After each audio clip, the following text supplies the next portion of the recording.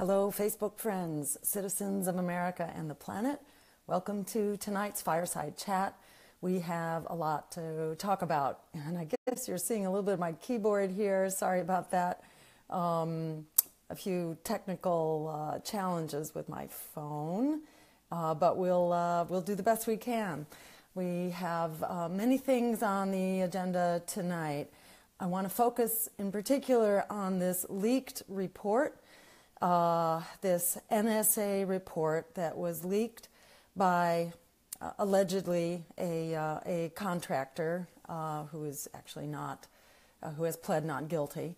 In any event, a report which was leaked about the hacking of our election system. And since this is so very much in the news, so much at the center of what went wrong in the last election, this question, do we have a voting system we can trust? This report shines a whole new level of detail on what that hacking looks like, the hacking into our election system. We'll come back to that in a minute.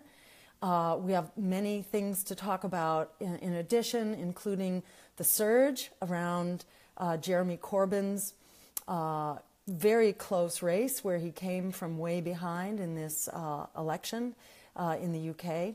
And he is certainly on track for potentially becoming Prime Minister of the UK. We can talk about that and what that has to say about the importance of standing up for a real politics for the people and of not, triangulating and finding a centrist position and thinking that somehow that's going to rally the troops. We need a real agenda of by and for the people. That's how we get more people to vote. In fact, in Corbyn's race, it was the extraordinary action of millennials that made the difference. Jeremy Corbyn brought out something like 80% of the millennial vote. Only about 20% had come out during the Brexit vote, which, goes a long way to account for that very regressive and unfortunate vote. And it's having a real agenda that speaks to free public higher education, healthcare as a human right, ending these wars that know no end, the wars on terror that create more terror. It's standing up for what is right and just and peaceful and sustainable. That's how we get to a winning agenda. And it's so exciting to see the UK actually leading the way in that regard. Much more to talk about, this horrific shooting this morning in Washington, D.C. Thank goodness no one, there was no loss of life, but 2 people were seriously injured, including Congressman Scalise, who is recovering from surgery, and our hopes and meditations, our prayers, whatever your deep inner thoughts are certainly with them. And again, it underscores why we very much need to disavow violence, why change needs to be peaceful, why we need a revolution at the ballot box so that we can, move forward without this horrific resorting to violence by anyone on all sides. And I think this is a good time for everyone to reflect on their contribution to this culture of violence that we're living in right now. I know that every day, really, I'm getting violent messages, expressions of violence against myself and our campaign and really the progressive movement and the social movements. There is such a wall of violence out there that all of us are seeing, and anything that any of us can do to help diffuse that conflict is a great thing. Much more to talk about, including the new, just horrific numbers coming out of Syria. Speaking of violence, the violence in the Middle East is just unconscionable, continues to be off the charts, and the deaths and displacement resulting from U.S. bombing in Syria has just achieved a staggering result since March, which the UN just reported on. A couple things about this report really are my central focus for tonight. The leaked report, which was published by The Intercept, essentially it underscores what we were saying in the recount campaign, that we deserve elections we can trust. We deserve elections that are accurate, secure, and just. We have a voting system which is wide open to tampering, to hacking, to malfeasance. And it's not just by foreign powers, it's also by domestic political partisans. It's by gangster networks, by lone wolves. Our election system needs election protection. And we can get that in one fell swoop from all sides. It's not so much identifying who is the hacker, because undoubtedly there are many hackers here. And hacking, regrettably, is the community standard out there in the cybersphere. And it's really important that we have elections that are protected against that kind of intrusion. The Intercept publication provided basically the details in this leaked NSA report. That report shows in unprecedented detail what that hacking looks like. And that particular report shows a hack initially into a private software corporation that produces software used in voter registration. They then used that successful hack to create a phishing email sent to local elections officials. And it's unknown exactly what happened from there, but it is believed that at least some elections officials were tricked into clicking on the link, which basically then installed very malicious software. What wasn't made clear in this report is what a unbelievable, dangerous thing it is when the software of, or I should say when the computers of local election officials get hacked. Because local election officials are really the link in the chain. And that is because they're in charge of programming the electronic voting machines. They are in charge of tallying the vote at the precinct level. So they walk around with a little piece of hardware that allows them to collect the vote from each voting machine. That little piece of hardware has software installed on it as well. And if a hacker has gotten into the computer of the local election official, they can fish around, look for the passwords, and get also inside of the software that enables them to then hop into whatever they want, the voting machines, the software that's programming the collection. And the local election people also transmit the vote to the next higher level, whether it's the county or the state or ultimately at the national level. So there are so many levels at which the vote can be hacked.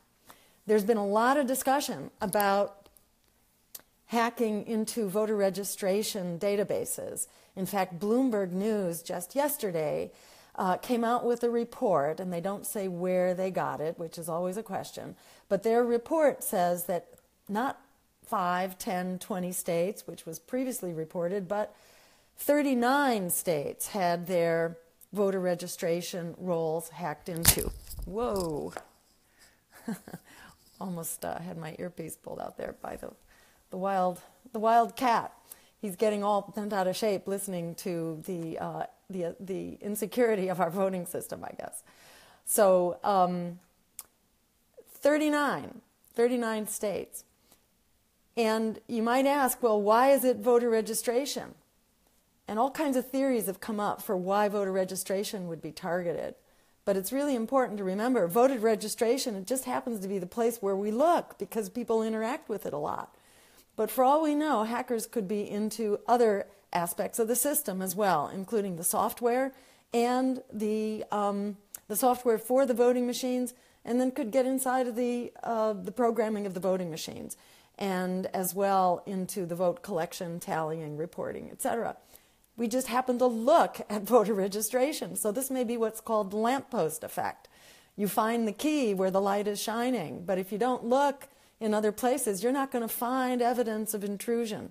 So that's what the recount was about, saying that, hey, we got to look at other aspects of this system, including the voting machines.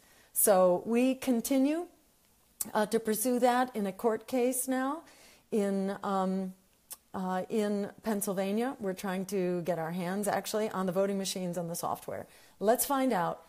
But above all, let's protect our elections. And we can do that right now, and we can do that in time for the next elections.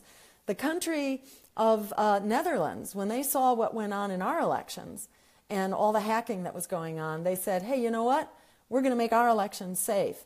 And they had less than a 2-month window before their elections, and it took them, less than that time to basically move to hand-marked paper ballots. It's not so complicated. That's what the computer experts are telling us. The election integrity experts are telling us. Hand-counted paper ballots is the good old-fashioned solution here. That way you have an enduring record. If there's any question about the vote being hacked, about mistakes being made, about partisans tampering with the vote, you've got that enduring record and you can check it. With the voting machines, many of them don't produce a record at all. It's just vote and keep your fingers crossed. Or they may produce a record, but the record isn't necessarily the way your vote got counted inside of the machine. So those records are very fallible and subject to tampering, and they don't last. It's not an enduring record. So we need a real record. That's a hand-marked paper ballot, and those ballots can either be counted by hand, and there are communities that are choosing to do that. They can also be counted by an optical scanner, but that needs to be cross-checked against a sampling of ballots which are counted by hand. And whenever there's question about the validity of the vote, we need to resort to a recount. If you can't have a recount, you're basically giving a free ride to whoever wants to tamper with the election. And I don't think that's what people want with their vote. Last comment here, actually two. One is that this leaked report said absolutely zero about who did it. They charged that this was, again, the Russian military, but no evidence was presented to that effect. And I just want to underscore that even some security experts challenge the assumption that this was all orchestrated by Russian hacking. And they point out that there are many problems with the evidence that's been revealed. And that includes the likes of William Binney, who designed many of the systems that the NSA uses to actually collect intelligence. So I just want to say it's not a done deal about who did this, but it's pretty clear that there's tampering going on here. And that we can fix this tampering, and we got to fix the tampering. We don't have to settle the debate about who did it. And it's probably not just one person or one entity in any event. There could be a whole lot of entities doing this. So it's not just a matter of punishing the guy that did it. This is about making our voting systems resilient to hacking. Last thought here is that the issue is not just hacking and not just counting the vote, but ensuring that this is a just vote from the get-go. There are millions of people who are denied the vote even before the point of voting, and that is felons who are unjustly denied the vote.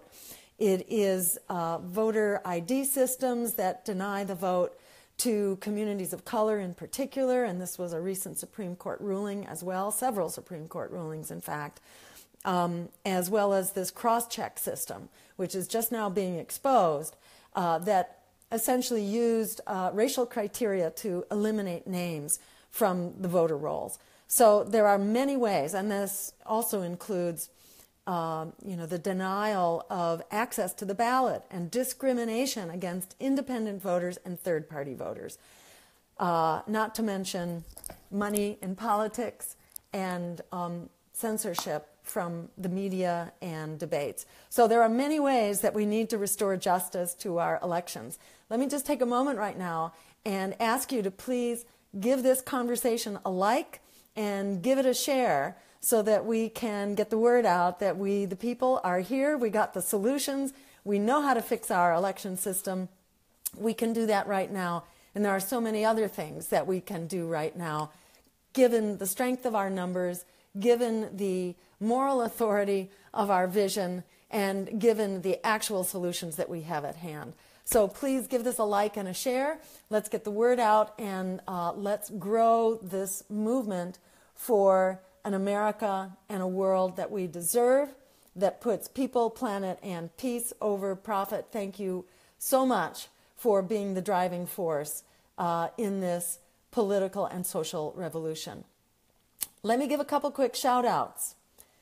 And many are shouting out for Willie. He's back after a week off, after, what shall we say, just sort of excessive enthusiasm for the camera. He's being very good right now. He's actually sitting right here on the desk. So, Jim Peterson, hi from Eugene, Oregon. Craig Cayetano, greens surging across USA. J.Z. Zwick, it was great seeing you in Orlando last year. Yes, it was wonderful to be there. Keep fighting, and same to you. Orlando strong, everybody. Debbie Louise, how can we ensure the integrity of our voting? Exactly, Debbie. I think I was channeling your question. So we can do that by insisting that we do away with the voting machines, that we revert to hand-counted paper ballots and hand-marked, as well as statistical audits so that we're cross-checking against scanners, and recounts whenever there are legitimate questions about the validity of the vote. And Wayne Sweeney says, hi from Northern California. Hi back. Bill Fife, Fireside Chats, keeping a tradition alive. Thanks, and thank you. Mendy Smith says, ranked choice voting. Yes, let's keep fighting. Debbie Louise says, is there evidence that Russia hacked? So let me just say quickly, there is evidence, but it's somewhat circumstantial. And this is evidence which is not exactly hard and fast. So in particular, what is often cited is the evidence that was compiled by a security firm, a private security corporation called CrowdStrike. They are thought to be a partisan organization to start with, and they were under employment by the Democratic National Committee. So is that the evidence that we want to hang our hats on? I'm not so sure about that. Many people have said, many observers have said that if we have evidence here, it needs to be independent and authoritative evidence that should be obtained by our own independent agencies, not by an employee of the Democratic Party. In addition, the evidence that CrowdStrike came up with basically said that there are fingerprints, essentially, and those fingerprints were a characteristic piece of malware that is typically used by the Russian military, and in addition to some Cyrillic letters that were present in the fingerprints and the name of a historic Bolshevik figure. So is this, definitive evidence? I don't think so. And remember, that evidence came from the hack of the DNC, which is different from the hacks that we're talking about now. So many people have been calling for full disclosure on exactly what this evidence is. We know, for example, that our security agencies, including the CIA, have a library of malware used by other nations. So it's actually conceivable that somebody else's fingerprints could have been put on this. If our agencies have this library of malware, likely other agencies do too. So the malware fingerprints alone are probably not enough to definitively settle the case. So in the minds of many security agents here, this remains an open question. Patricia Augustine says, so excited for your interview with New Jersey candidate for governor, Seth Caperdale. So let me just give a shout out to Seth and mention tomorrow night, and check back at our Facebook page tomorrow to confirm, but we are trying to set up a special program to introduce some of the awesome Green Party local candidates local and statewide, that will be running in the upcoming election. Seth Caperdale is one of them. Another one is David Kulma, who is a candidate for Congress from South Carolina. We hope to get the two of them on, and possibly one of the candidates from New York, if not New York, from another area. There's also a fabulous candidate in Minneapolis who is running for mayor that we would like to get in front of the Fireside Chat audience and our Facebook Live audience as soon as possible. We hope to be setting up regular interviews. Stay tuned for more information about that. And Abdul Jones says, we need the cat's energy for these next few years to get this voting thing resolved. Yes, the voting thing and all the rest of it too. Deborah Sheldon says, thank you, Jill, let's persist. Eric Burris, I'll never forget Detroit Eastern Market, Jill. You inspired my 8-year-old niece, Aaliyah, to be a brilliant and influential woman. Hashtag Wonder Women, absolutely. Many of us out there rising up. Jackie Roy says, how do we get rid of a corrupted government? I think we are doing the right things. Most essential, in my view, is having the strength of our convictions to keep the heat on. The investigations that are taking place right now around Trump and the obstruction of justice is very important. There are also investigations, and a lawsuit now, a couple of lawsuits, in fact, about the conflicts of interest, and in particular the violations of the U.S. Constitution by Donald Trump and his family, who have enormous interests and who are taking money from foreign governments. And that violates the Constitution for the president to be doing that, in fact. So, I think there are really exciting things happening right now on so many fronts, in fact. The things that we are standing up for are actually pushing forward. And let me include in that, standing up for women's rights. The fact that Bill O'Reilly is no longer at Fox News, I think, is very much to the credit of we the people who have stood up and said that misogyny has no place in our society, that racism, that anti-Islamic xenophobia, that anti-Latino xenophobia also have no place in our society. I think we need to stand up and stand strong and get some people elected.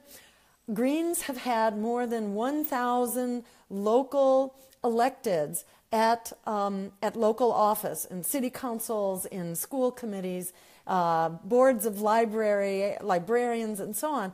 There are many elected positions that we have held, but we need to hold more. We need to stand up and keep fighting for a politics that is not corrupted by big money, which so many people recognize as at the root of the problem. Incidentally, this is why, in my view, the Democratic Party is not where you want to be putting your hopes and your dreams and investing your energy, because even while they will allow small improvements at the local level, when people get to have an important and influential voice like Dennis Kucinich or like Bernie Sanders, they get shut down. And we saw this again in the vote of the Democratic National Committee 2 months ago, approximately, where the reform candidate, the Sanders candidate for the DNC chair, was shot down, where Tom Perez was brought in, a banker, apologist and supporter, a Democratic Party insider who had been put up to run in order to stop the reform movement. So, for those who are feeling really discouraged, running around the same track and basically running in place while the world is going up in flames around us, it's really important for us to stand up for the real reform that we represent. And again, thanks to all of you for doing that. Danielle Velez, I know this is off topic, but David Cobb said you and him may be going to Flint. Maybe not soon, but in due time. Can you confirm if this is true? So I would affirm that we are in Flint in spirit. We are with Flint. We are fighting for and with Flint, and with many people in Michigan who have been the victims of these very undemocratic boards, these ruling commissions who are appointed. Flint no longer has that, but that's what led to the horrific decisions that put Flint's water supply in the conditions that it's in. So we stand with Flint. Exactly when we're going to get there, I'm not sure yet, but stay tuned. And I want to give a shout out while we're at it to another community, and that is also in Michigan. And this is for, oh gosh, all right, I may have to take a minute to recollect his name, but our dear friend, the Reverend in Michigan as well, who's just been released from jail, where he was unjustly incarcerated for resisting the corporate takeover of his community in Michigan. Yes, this is Reverend Pinkney. Thank you to my husband off the camera there, Reverend Pinkney, who has been such an outstanding spokesperson for democracy and for social justice.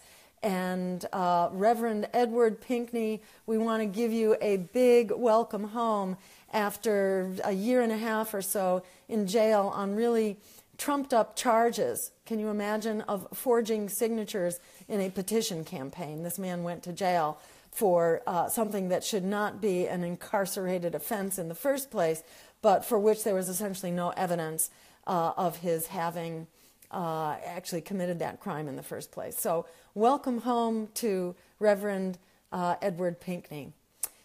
Carla Payne says, a revolution at the ballot box is impossible unless we get rid of electronic machines, and Homeland Security cannot oversee the U.S. election. Thank you, Carla. Well said. Suzanne Murphy, are you going to speak at the Minneapolis convention?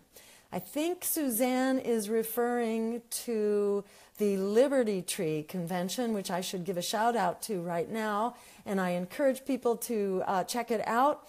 That meeting will be held in early August, and this is called the Democracy Convention, sponsored by the Liberty Tree Foundation for the Democratic Revolution. And I encourage people, check it out and turn out. It will be a very exciting gathering of some very cutting-edge, inspirational social movements. Nathan Clayton comments on today's shooting. Thank you for bringing that up, Nathan. This was a just horrific and despicable act, and it speaks to how permeated our society has become by violence. And it's a really important time, I think, for all of us to just take stock of that violence in our lives, in our politics, in our nation, and, needless to say, in our international relations, in our treatment of immigrants, in our treatment of the poor and the vulnerable. Violence has become so much a way of life. It's very important that we stand up, we reject it, and we stand tall for the peaceful, just, green future that we all deserve. It's very important, I think, for all of us to condemn and disavow that violence in all respects. Eva Clace Barnett says, we need GPUS to help the states with roadmaps to election reform.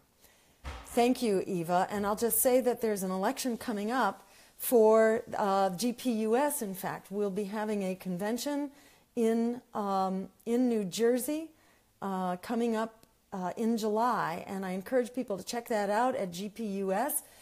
The delegates, that is the members of the National Committee, in fact, will be voting for a new steering committee, for several new positions on the steering committee. And with all the incredible excitement out there and the incredible potential for the Green Party, this is a really good time for us to be moving forward for a steering committee and a national committee that will help us seize this moment. We need roadmaps to election reform. We need better support for our candidates. We need all of the above, and especially we need your participation. We need your engagement at the state and local level in particular that will help the Green Party at every level do more with more resources and more support to make the just staggering changes that need to be made at every level currently of our society and government. Noah Lewis says, is there anything we can do to change our public education system? Absolutely. You know, we can support our teachers' unions. We can support good budgets for public education. We can also support education that teaches to the whole student for lifetime learning and that does not rely on high-stakes tests, especially high-stakes tests that have been designed by corporate America. Testing is legitimate, but it should not be high-stakes tests on which the entire future of the student depends. It's reasonable and valuable, actually, to have diagnostic testing. But the entire future of a student should not depend on a pen and paper test. There are many ways for students to display their knowledge and their understanding, and that they should be evaluated through portfolios. This high-stake testing is also unfair to teachers and punishes teachers who actually undertake teaching in poor communities and communities of color that are unfairly disadvantaged by high-stakes tests that really speak to a majoritarian culture. So, Daniel Goheen, hey Jill, where are we on trying to get all 50 states green? Daniel, we are going strong. Next week, in fact, this weekend I'll be in Georgia. The following week I will be in Utah to support the Green parties there. Georgia's been here for a while but is growing, and in Utah we have an entirely new effort that has just come off the ground. So we're seeing these movements all over the place, and again, I encourage people to join in and be a part of the movement in your state. Lauren Wilson, were you denied speaking at or attending the People's Summit? So we have reached out to the People's Summit in the past, particularly last year when so many people were clamoring for other voices and other choices, and we were denied the opportunity to come. My understanding is that people had to be approved in order to attend. I'm not sure whether my team reached out. I know that we certainly were interested, but were, there were certainly no doors that were opened for us to make that possible after being specifically denied last year. And I think that's a real shame that any movement that thinks it's going to change things inside the Democratic Party, I think it's really important that there be alternatives on the table, or you will never succeed in forcing the stranglehold on the party to be loosened, to be free. This is the power of coming outside of the system. As Frederick Douglass said, power concedes nothing without a demand. It never has, and it never will. And I'm learning right now from my collaborator, Mel Figueroa, who is assisting on this broadcast, that in fact David Cobb did reach out and did not get a response. And I guess he has posted that publicly, that in fact we did reach out again this year. So you can make your own judgments about that. Lauren Wilson is saying, are you and Ajamu Baraka still on the same page? Yes, I think we absolutely are. And we continue to do many joint statements and joint appearances and joint work. I know that Ajamu in particular now is focusing on a wonderful initiative, which is essentially building the Black Voice for Peace, and has an organization to help lift up African American voices who pay so severely for the militarism and imperialism that continues to be really the guidepost of U.S. foreign policy. So Ajamu is in particular pouring his efforts into that. Dave Pilkington asks, any thoughts on the People's Summit? My thought basically on the People's Summit is that how long can we keep, running through these paces? They're not exactly moving forward. It has explicitly denied input from the outside. And again, you hear people saying over and over that, oh, this is so horrible. We've got to open up this system. And, how do we break this open? I would just ask, how is this different from what Bernie Sanders was trying to do, what Dennis Kucinich was trying to do, what Jesse Jackson was trying to do? It's like being in an abusive relationship and just needing to break up with it at some point, especially when your house is on fire. This house is on fire, and I think people know that. And I think it's going to take a very new approach that is free from the stranglehold of big money, fossil fuel giants, war profiteers, the predatory banks who essentially continue to fund the DNC. And the DNC refuses to put a stop to that. So, I think we've gone down this road before. It's time to go down a new road. Jim Bird says, Dem exiting was an emotional release.